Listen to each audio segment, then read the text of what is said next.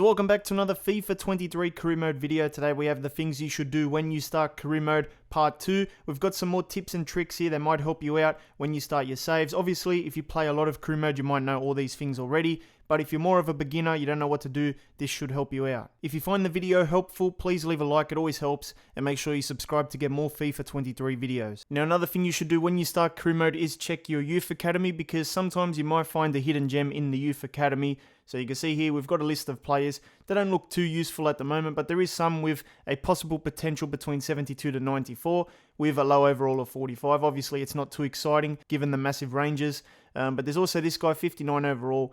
Usually when you pre-order the game as well, you should get a homegrown talent as well, which is a higher potential youth player. Basically a player that could be special that you could use pretty much straight away in your team. This is what the homegrown talent will look like. He'll come from the same country as the club. So here we have England, and we've got 17 years old, 67 overall, and 82 to 94 potential. That is a pretty good score for a 17-year-old in the youth squad. So obviously he is the homegrown talent. Check it out. If you pre-ordered the game, you can use this guy in your team. Now, another thing that's very important in manager mode is training your players. Training is important because it affects match sharpness, so players can perform better on the field.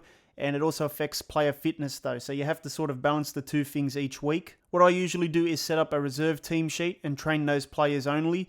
But the first 11 can also train if you want. You just have to manage their fitness a bit more. I usually find that the first 11 keep sharp by playing the matches during the week. Now, I think you need to do the drills at least once to get a score higher than D. If you choose not to do any of the drills and you just simulate from the start, you're just going to get a D grade for everything. Look at that, all Ds. You don't want Ds. You need to get at least Bs and As to really boost up the players high.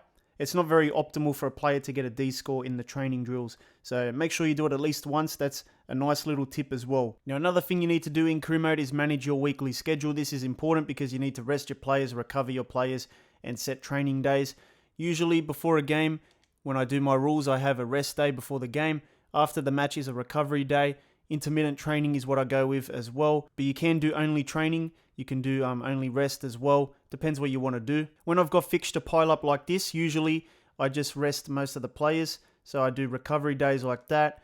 If there's a game, you don't need to train really, so you just recover again. Otherwise, the stamina is going to be terrible if you're training the first 11. If you're training the reserves, you don't have to worry about this stuff if you create like a separate reserve team sheet for the training. But if you're going to train your first team players as well, you need to manage this very, very closely. Otherwise, fatigue will kick in very quickly. Now, another thing you need to do is go to the Squad Hub and check out the development section. That's going to basically help you improve your players. So you start here, you click on a player, go to development plan.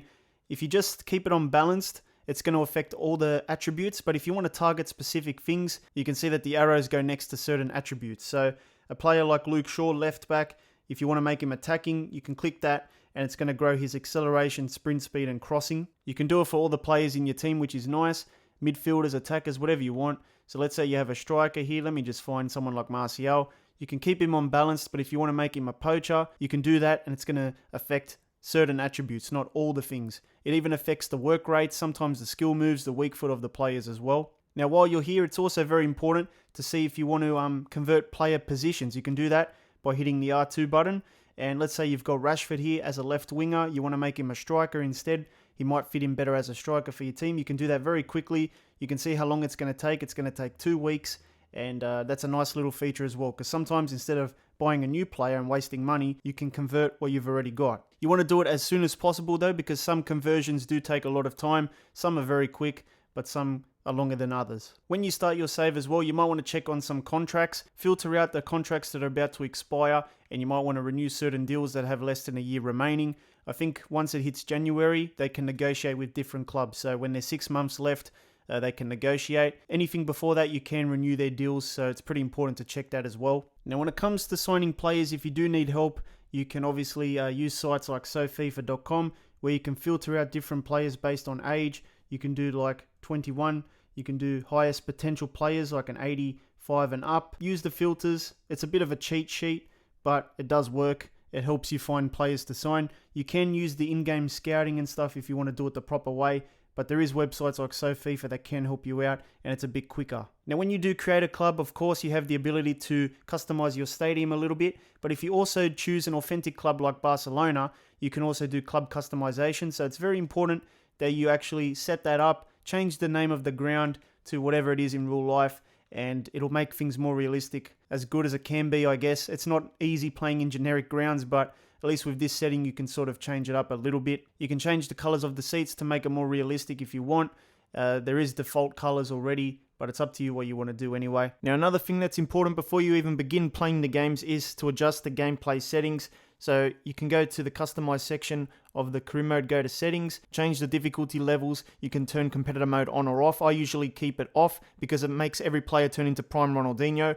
So I just leave it off, but you can turn it on for more of a challenge. I keep player-based difficulty on. I don't mind it. Obviously, it enhances certain players in the CPU AI team, but you can turn it off if you want. Basically, experiment with that. And the game speed, you can make it faster. Slow, I don't really like, and default is pretty slow enough, so you can keep it like that, or you can go more fast if you're used to more fast gameplay. Obviously, you can change the camera angles as well. This is all in the settings. You guys know about that stuff. Drop-down menus, it's all there. Hold to skip. Music, commentary, you can set all that up. But what's also important is the gameplay customization. Sliders are very important, and there's a lot of people like Matt10L that work on the sliders all year. We're going to probably do a video showcasing the sliders very, very soon, once everything's been more tested, more finalized and stuff. But basically, you can check up online different settings that make the gameplay a bit more better for you, and you can adjust it like sprint speed down, acceleration down, shot error. You can do this yourself as well, basically experiment and just play games as you go. But this is good to do because usually the 50 setting on the default gameplay is not very good. Sometimes the AI is terrible, the goalkeepers are terrible, first touches, sometimes the AI just does stupid stuff, or your players are unresponsive as well. So this is definitely something you need to tinker around with and see if there's any good settings online, experiment, and set it up before you start playing so you can have a more enjoyable experience. Now, another thing you want to do when you start career mode is obviously figure out where to find your inbox and that. Basically, you hold the R3 button, the right analog stick, and it'll come up with your inbox and player chats if you get any, and the notifications sit on the top right. So it's a little bit different this year. They've put them on the top right so you can see the notifications there.